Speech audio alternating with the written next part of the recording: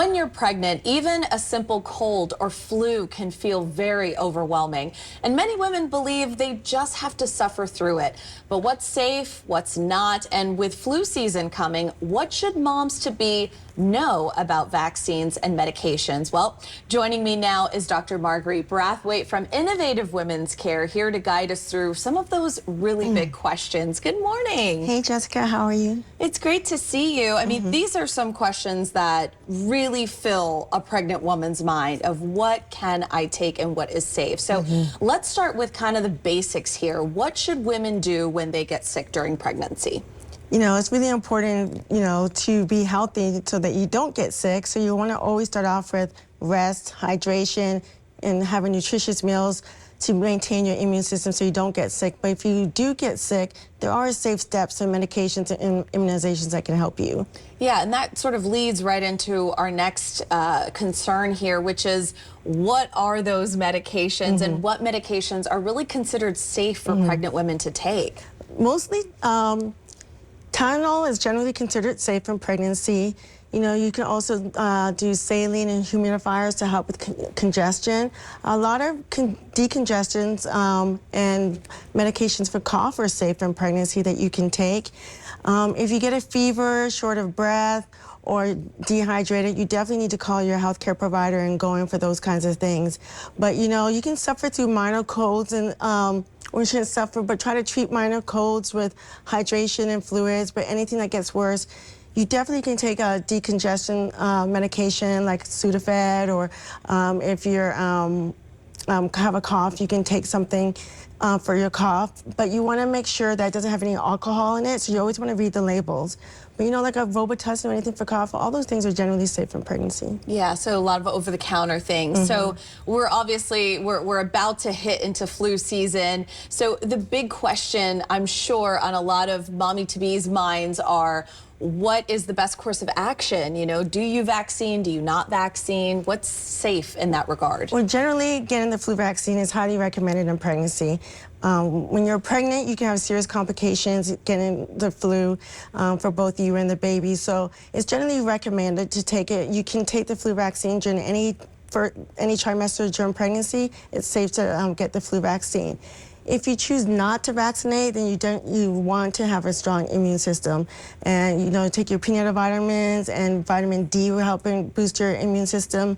But definitely getting the flu vaccine is generally highly recommended during pregnancy. Okay, good to know. Now, beyond the flu shot, are there any other immunizations that maybe are important during pregnancy? Yeah, so besides flu shot, Tdap vaccine to protect for whooping cough.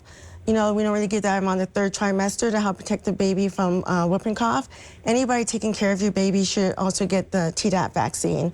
RSV, for RSV infections during winter season, and that's seasonal.